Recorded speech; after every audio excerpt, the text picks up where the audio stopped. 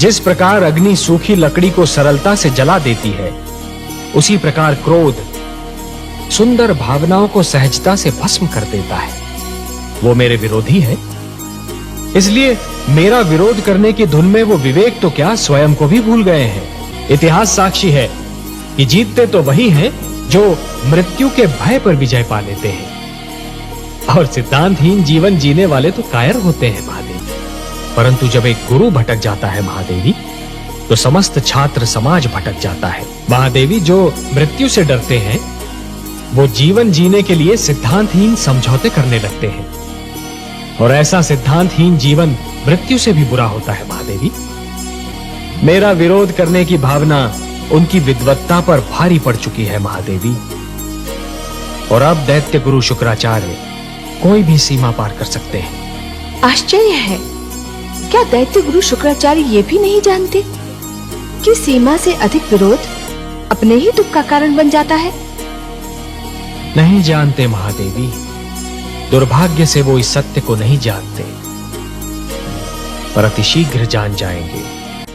जिस प्रकार चरित्र की हानि धन की हानि से अधिक बड़ी दुर्घटना होती है, उसी प्रकार देवत्व का अपमान देवताओं के अपमान से अधिक बड़ी दुर्घटना है। महादेवी, दो पक्षों में संधि का टूटना एक श्रृंखला के टूटने के समान होता है। एक कड़ी टूट जाती है तो कड़ी पर कड़ी टूटने लगती है। महादेवी, मोती जिस डोर में पिरोए हुए होते हैं, यदि वो डोर ही टूट जाए तो सारे के सारे मोती भूमि पर बिखर जाते हैं, और इन बिखरे हुए मोतियों को दोबारा समेटना और फिर से उसी डोर में पिरोना यह सरल कार्य नहीं होता महादेवी। जानती हूँ कमल नयन, बची बसाई नगरी को उजाड़ना सरल कार्य होता है, उसी नगरी को फिर से बसाना बहुत कठिन होता है। वर्ष और पीढ़ियां बीत जाती हैं उसे बसाने में।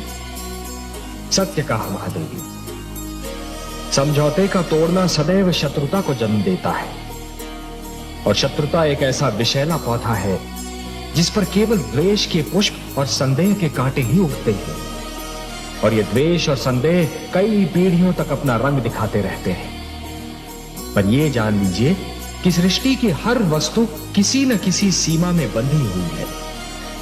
इच्छा हो, ईर्ष्या हो, क्रोध हो, कोई भी भावना हो, उसकी अपनी सीमा होती है, और जब वो भावना अपनी ही सीमा को लांघकर परे चली जाती है तो स्वयं अपने लिए ही हानिकारक सिद्ध हो जाती है।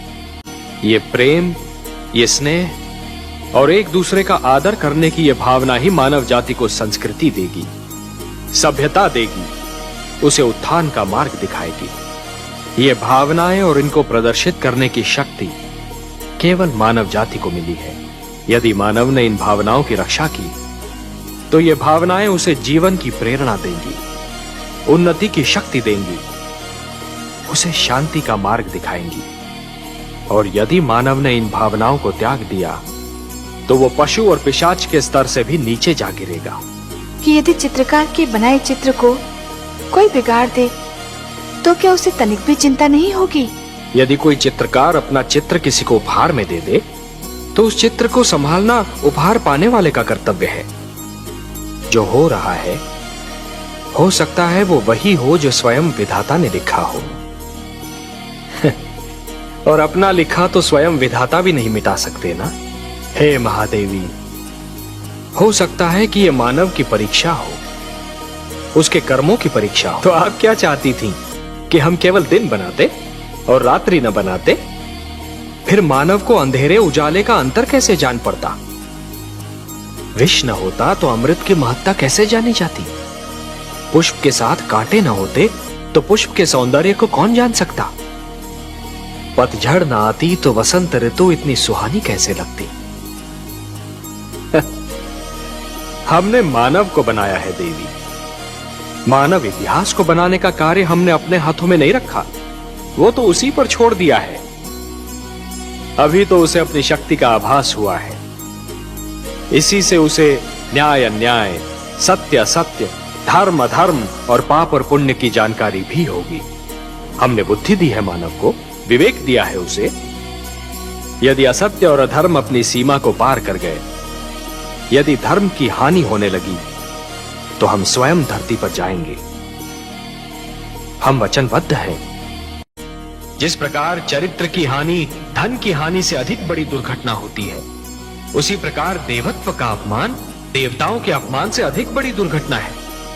महादेवी, दो पक्षों में संधि का टूटना एक श्रृंखला के टूटने के समान होता है। एक कड़ी टूट जाती है तो कड़ी पर कड़ी टूटने लगती है। महादेवी, मोती जिस डोर में पिरोए हुए होते हैं, यदि वो डोर ही टूट जाए तो सारे के सारे मोती भूमि पर बिखर जाते हैं। और इन बिखरे हुए मोतियों को दोबारा समेटना और फिर से उसी डोर में पिरोना, यह सरल कार्य नहीं होता महादेवी। जानती हूँ कमलनयन, बची बसाई नगरी को उजाड़ना सरल कार्य होता है, उसी नगरी को फिर से बसाना बहुत कठिन होता है। वर्ष और पीढ़ियां बीत जाती हैं उसे बसाने में। सत्य कहा महादेवी। समझौते का तोड़ना सदैव शत्रुता को जन्म देता है, और शत्रुता एक ऐसा विषैला पौधा है जिस पर केवल द्वेष के पुष्प और संदेह के कांटे ही उगते हैं। और ये द्वेष और संदेह कई पीढ़ियों तक अपना रंग दिखाते रहते हैं। पर ये जान लीजिए कि सृष्टि की हर वस्तु किसी न किसी सीमा में बंधी हुई है। इच्छा हो, ईर्ष्या हो, क्रोध हो, कोई भी भावना हो, उसकी अपनी सीमा होती है। और जब वो भावना अपनी ही सीमा को लांघकर परे चली जाती है तो स्वयं अपने लिए ही हानिकारक सिद्ध हो जाती है।